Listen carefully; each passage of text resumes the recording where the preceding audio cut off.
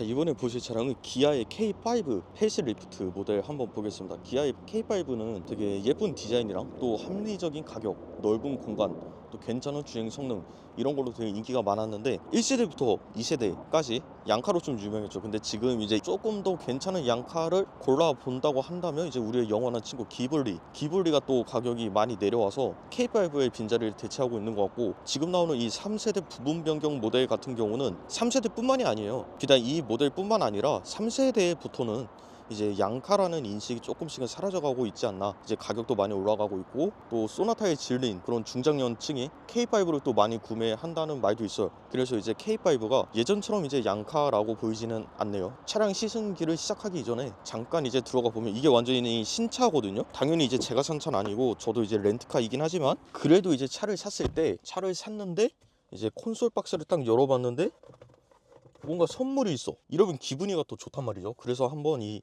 요즘에 인기 있다는 방향제, 후기 12,000개를 넘어간 벤볼릭 방향제 잠깐 소개 한번 드리겠습니다. 나중에 반응이 좋으면 구독자 대상으로 해서 이벤트까지 가능하다고 하니까 한번 주의 깊게 봐주시면 좋을 것 같아요. 일단 생긴 걸 먼저 보자면 이렇게 되게 고급스러운 그런 형상으로 디자인이 되어 있고, 이거는 블랙이 좀, 개인적으로는 블랙이 가장 예쁜 것 같아요. 좀 차 인테리어에도 그렇게 방해가 되지 않는 선에서 깔끔하게 메탈 재질로 이제 디자인을 잘 한 것 같아요. 특징적인 부분이라고 한다면 이제 시향을 했는데 향이 마음에 안 든다고 하면은 100% 환불 가능하다고 합니다. 환불이 가능하기 때문에 부담 없이 일단 시향을 해보시고 구매를 결정하셔도 된다는 게 좀 큰 장점으로 보여지고, 이제 향의 방향성 같은 경우는 좀 많이 진하지 않고 은은하게 퍼지는 느낌이라고 보면 될 것 같아요.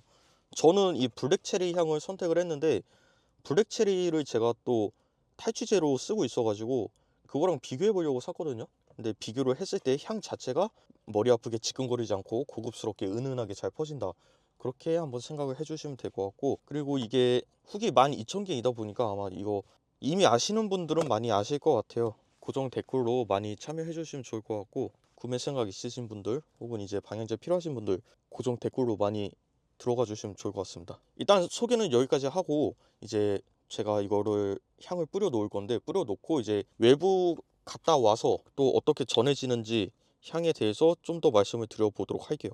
이게 또 안에 이렇게 석고 형식으로 이제 고체 방향제를 사용하는 건데, 오일 리필하는 경우에는 거의 반영구적으로 쓸 수 있다고 보면 될 것 같아요. 그냥 오일만 리필하면은 계속 쓸 수 있으니까 뭐 이런 것도 괜찮은 부분인 것 같아요. 이제 다시 차로 넘어와서 이제 차량 디자인 한번 보게 되면은 그 3세대 초기형에 비해서 많이 달라지진 않았어요. 이게 스타맵 시그니처가 뭐 적용이 된 거라고는 하는데, K8처럼 이제 램프를 완전히 이렇게 세로형으로 꺾어버리면서 만든 건 아니고, 얘 같은 경우는 기존 기조가 그대로 지켜지고 있는데, K5를 건드는 거는 쉽지 않았을 거예요. 왜냐면 워낙 디자인적으로 인기가 많은 모델에 이어서 1세대, 2세대 변경 폭을 보면 그것도 알 수 있죠. 1세대, 2세대 같은 경우는 디자인이 많이 변하지 않았잖아요. 그래서 1세대 페이스리프트가 2세대가 아니냐라는 말도 많았는데, 그래서 더욱 이 3세대를 건드리기는 쉽지 않았을 겁니다. 전면부의 변화는 이렇게 DRL이 이렇게 Z자 형상으로 좀 바뀌었다. 이전 K5 같은 경우는 이렇게 아래로 깔리면서 이런 식으로 올라갔죠.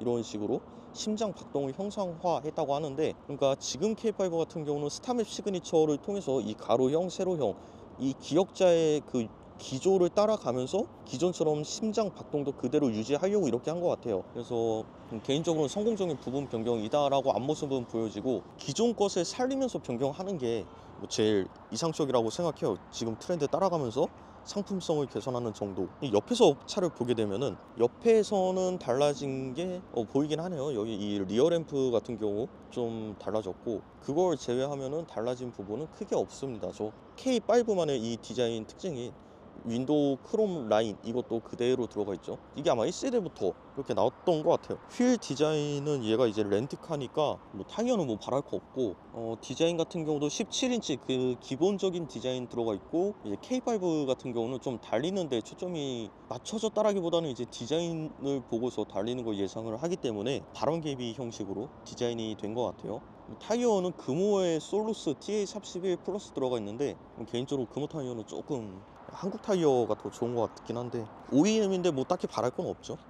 뒷모습 보면 뒤에서는 좀 달라진 부분이 있어요. 봤을 때 모르는 사람이 봐도 그냥 K5는 맞는데 이제 램프가 이렇게 기역자로 꺾이죠. 램프가 이 램프 같은 경우는 이 부분에 있어서 개인적으로 조금 이런 거는 그 부분 변경의 한계점인 것 같아요. 이렇게 좀 튀어나온 이 부분이 이전 K5 램프 그 부분인 것 같은데 조금 더 완성도가 높아지려면 이제 이렇게 했으면 좋았겠지만 부분 변경이다 보니까 힘들었겠죠. 그렇게 하기에는 좀 단가 상승도 되고 그래서 이 상대적으로 건드리기 쉬운 이 범퍼 부분만 이렇게 건든 것 같아요. 펜더는 철판이니까 단가가 많이 올라갈 거니까 그렇게 생각하면 될 것 같고 이제 리어 램프 같은 경우는 일자로 이어지지는 않아요. 이어지지는 않고 이렇게 기역자로 이렇게 마련이 되어 있고 이것도 스타맵 시그니처 요즘 나오는 기아차의 예고판 격으로 K5에서 먼저 나왔다고 볼 수 있을 것 같고 후진등 같은 경우는 이렇게 리플렉터 옆에 이렇게 자리 잡고 있고 말할 게 없는 차인 것 같아요. 이게 무난한 게 제일 장점인 차라서 그리고 머플러 같은 경우는 이제 구라백이긴 하지만 이렇게 듀얼 타입으로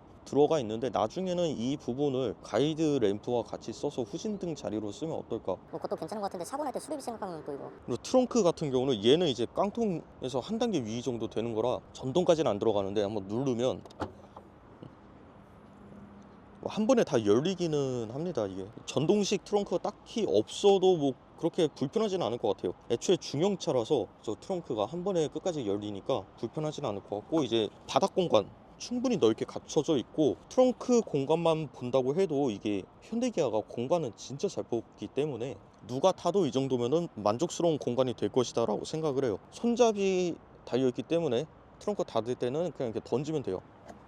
K5 3세대의 특징 중에 하나가 이 뒷유리인데 이 뒷유리를 넘어서 트렁크 상판까지 이 크롬 라인까지도 블랙 하이그로시 처리를 해놨기 때문에 상대적으로 유리가 더 넓어 보이죠. 면적이 약간 스팅어처럼 패스트백 같은 느낌이 있잖아요. 그래서 중형차 중에서는 가장 멋스러운 거는 맞는 것 같아요. 소나타 같은 경우는 이렇게까지는 아니에요. 그게 패스트백 라인이 있긴 있지만 소나타는 좀 더 정통 세단 같은 느낌인데 K5 같은 경우는 좀더 이제 패스트백 같은 느낌이 강하죠. 그러니까 스팅어, 그러니까 아우디로 치면은 A6, A7 이 중간치 그 정도 느낌이라고 보면 될 것 같아요. 약간 아테온 같은 느낌? 이렇게 보면 될 것 같고 이제 이쪽에서 보면은 요즘 나오는 세단들은 쿠페용으로 라인이 이렇게 깎잖아요. 그래서 사선인 게 특징인데 K5는 그 정도가 좀 더 깊다고 해야 될까요? 이거 심하다고 하면은 이게 부정적인 것처럼 들리는데 부정적인 느낌은 아니고 긍정적인 느낌이거든요. 디자인적으로 포인트가 되고 있다 보니까 크롬 라인을 이렇게 굵게 가져와서 심심하지 않게 한 것도 매력적이고 패스트팩처럼 이렇게 보이는 라인가 가장 선호하는 젊은 층이 선호하는 그런 라인인데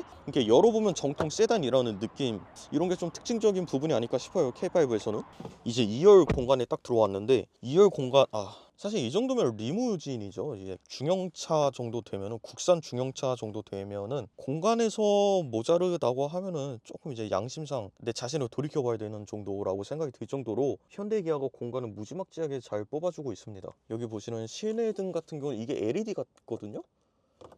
네, LED 맞아요. 근데 터치는 아니다. 이제 버튼을 눌러서 켜고 끄는 방식인데 이건 아마 옵션이 더 높아지면은 트림이 높아지면은 이게 여기 터치로 하는 방식일 수도 있을 것 같아요. 송풍구 아래에는 C타입 두 개를 마련해 주고 있고 시내 인테리어가 조금 바뀌었죠. 인테리어 같은 경우는 안에 들어가서 볼게요. 자, 렌트카이기 때문에 뭐 바라는 점은 없었고 그냥 어떤 부분이 바뀌었나 그런 것만 좀 보고 있는데 다행인 거는 렌트카라고 하지만 페이스리프트 이전 이후에 비교했을 때 이제 달라지는 부분 그런 부분은 또 옵션으로 들어가 있는 차량이라서 조금 보는데 수월할 것 같아요. 일단 기아 같은 경우는 이제 전좌석 오토 윈도우를 좀 넣어주는 편인 것 같아요. 뭐 낮은 트림인데도 불구하고 이제 뒷좌석까지 원터치 들어가고 있고 트렁크는 이렇게 실내에서도 버튼으로 할 수가 있고 핸들 디자인이 변하지 않았다는 것은 살짝 이제 아쉬울 수는 있겠으나 부분 변경이라는 것을 생각하면은 또 이게 아쉬울 거리는 아니기는 한데 카니발 같은 경우는 25년형에서 디자인이 바뀌었죠. K8도 바뀌었고 그거를 생각하면은 이제 이 핸들 또 K8 걸 넣어주면 어땠을까라는 생각이 살짝 들긴 합니다. 중형이라서 아직 안 넣어준 건가 싶기도 해요. 그리고 시동을 한번 걸어보면 이거죠. CCNC가 들어갔습니다. 가장 마음에 드는 부분이 이 CCNC라고 할 수 있어요. 뭐 워셔액은 제 차가 아니기 때문에 딱히 넣진 않을게요. 나만 아니면 되지 뭐. 그리고 내비게이션 12.3인치 이제 파노라믹 디스플레이가 딱 들어가게 되죠. 이거는 이제 트렌드 맞추기 위한 요소라서 당연히 이제 좋게 볼 수 있는 부분인 것 같아요. 그리고 한 줄씩 인포테인먼트 공조 조작 장치 들어가 있고, 내비게이션 상태에서 오래도록 안 누르고 있으면은 이 공조 상태로 들어가는 걸로 알고 있거든요. 내비 상태에서 오랫동안 안 놔두고 있으면 공조가 기본인 것인지, 아니면은 오래 놔두고 있으면은 이 내비가 기본인지 공조가 기본인지, 이거를 제가 정확하게 파악을 아직 못해가지고 이거는 아시는 분들이 댓글로 알려주시면 좋을 것 같아요. 내비 아까 말씀드렸다시피 이제 현대차에서 가장 잘 만드는 부분 중에 하나가 이 내비게이션 시스템인데, 이제는 상단바까지 지원을 하고 있고, 상단바에서 이제 위젯을 띄울 수도 있죠. 위젯을 띄울 수 있고, 여기에서 이제 다양한 것들을 볼 수가 있는데 어라운드 뷰까지 여기서 띄울 수 있는 걸로 알고 있어요. 소나타 같은 경우는 가능했기 때문에 이 차 역시도 어라운드 뷰 옵션이 들어가면 차를 위에서 내려다보는 느낌으로 보는 화면도 같이 보면서 운전할 수가 있다는 거, 운전이 미숙하신 분들한테는 좀 찬스 같은 느낌일 수도 있겠죠. 가장 중요한 거는 먼저 차폭감을 기르는 것을 추천드립니다. 내비게이션 테마는 이렇게 서클로 구성할 수가 있고, 또 다른 방식으로는 심플이 있어요. 저 같은 경우는 서클을 선호하는 편입니다. 나이가 많진 않은데 아직 20대이긴 하지만 제가 그래도 처음 본 차들은 서클로 아날로그 시절일 때 운전을 시작했기 때문에 이게 좀 더 눈에 익네요. 그리고 달라진 점은 이 버튼 하나를 통해서 충전만 할 건지 아니면 데이터 전송을 함께 할 건지, 이거는 뭐 좋다고 말하기도 약간 좀 귀찮을 정도로 잘 만든 거죠. 이거는 시거잭 아직까지 잘 챙겨주고 있고, 없어서 못 쓰는 것보다는 있는데 내가 안 쓰는 게 낫다고 생각하기 때문에 뭐 이런 거 있는 거는 당연히 좋은 부분이라고 생각합니다. 그리고 이쪽에 아마 무선 충전 패드가 들어가는 걸로 바뀌었을 거예요. 얘는 이게 옵션이 안 들어가 있어서 그런 건데, 컵홀더 2개 잘 챙겨주고 있고, 이 기어 셀렉터도 바뀌었는데 일단 지금 파킹이에요. 그리고 드라이브를 하면 그냥 들어가는 건 똑같은데, 달라진 점은 후진을 넣을 때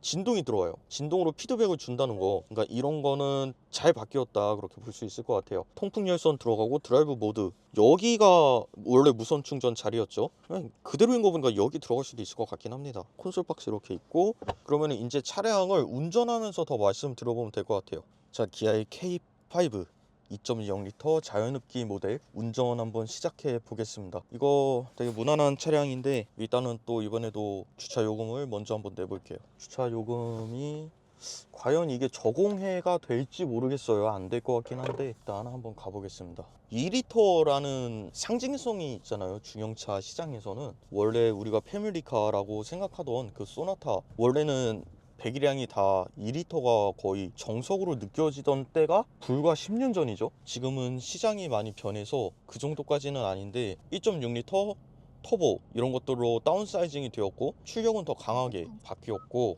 2리터는 이제 점점 사장되어가는 그런 분위기입니다. 좀 아쉬워요, 개인적으로는. 그래서 2리터가 주는 장점이 뭔지, 이거를 선택할 수 있는 사람은 누구인지 그걸 한번 알아보려고 해요. 그쵸, 이제 50% 안 되죠. 계속해서 가보겠습니다.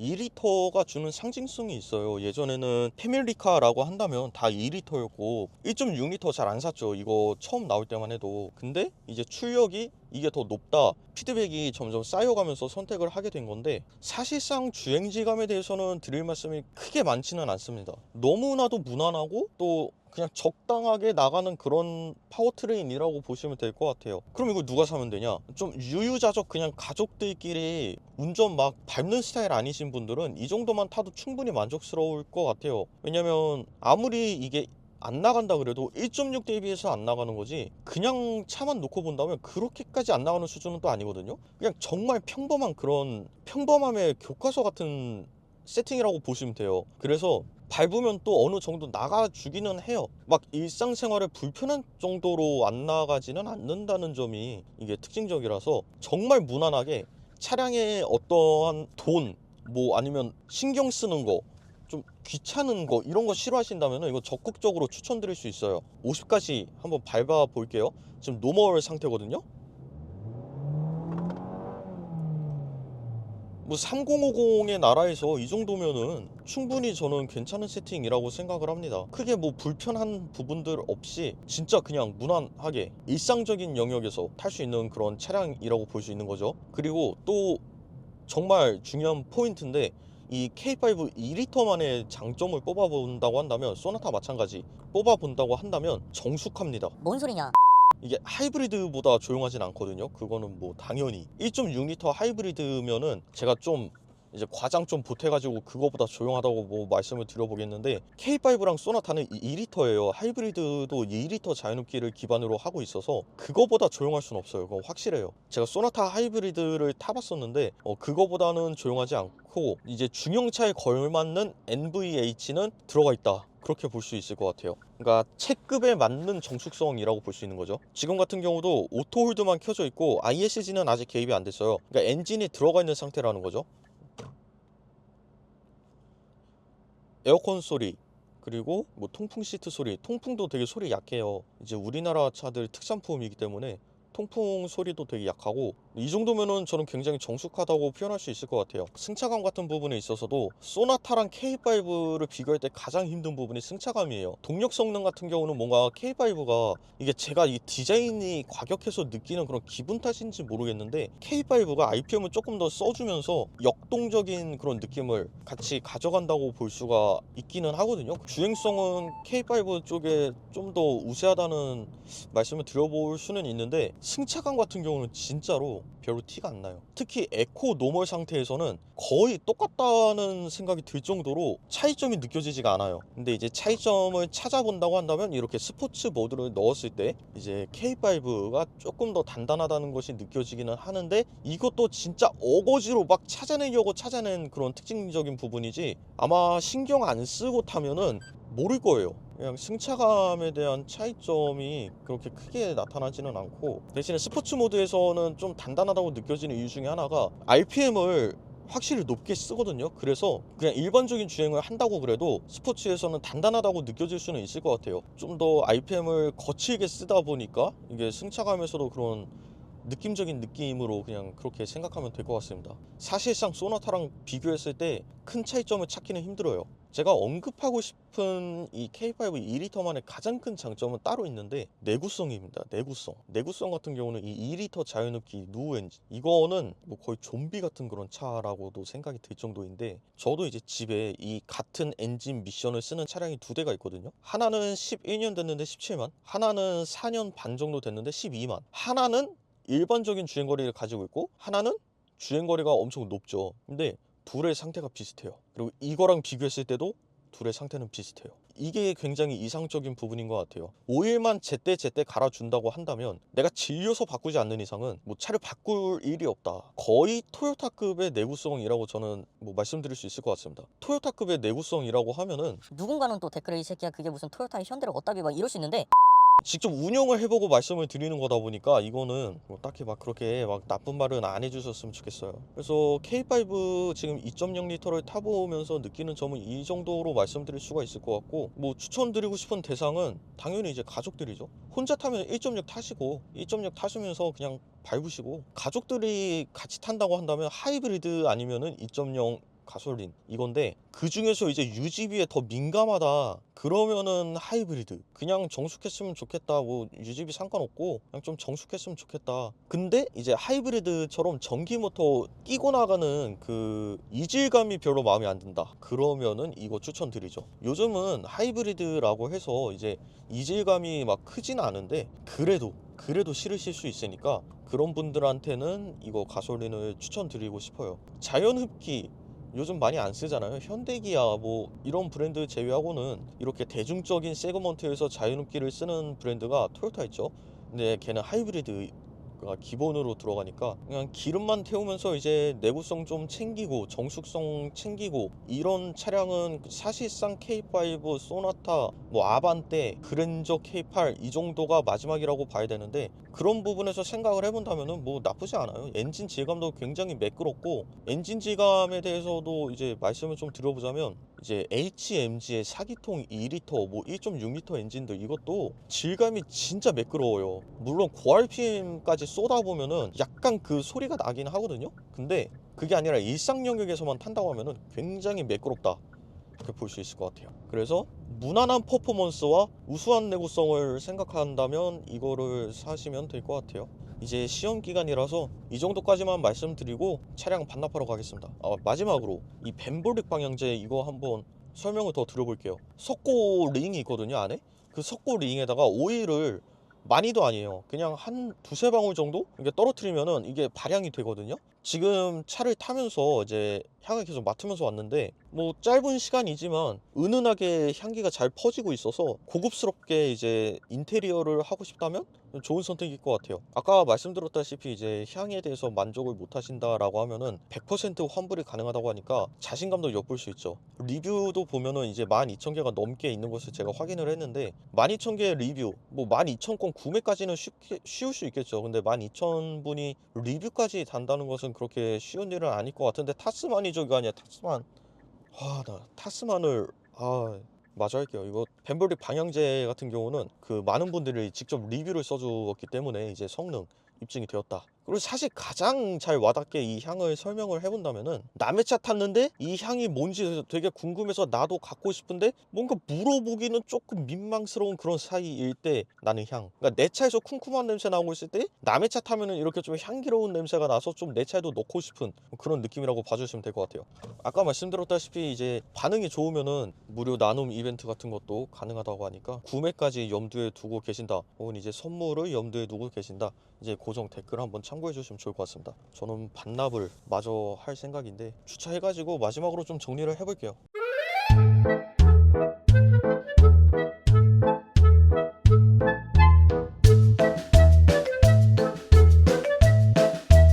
이제 마지막으로 반납하기 직전에 K5에 대한 느낌을 정리를 해보자면은 정말 무난한 차량이다. 그래서 이제 내구성과 뭐 차에 큰 돈 들이기 싫고 고장나는 거 싫은 사람한테 최고의 선택이 될 수 있겠다. 이렇게 요약할 수가 있을 것 같아요.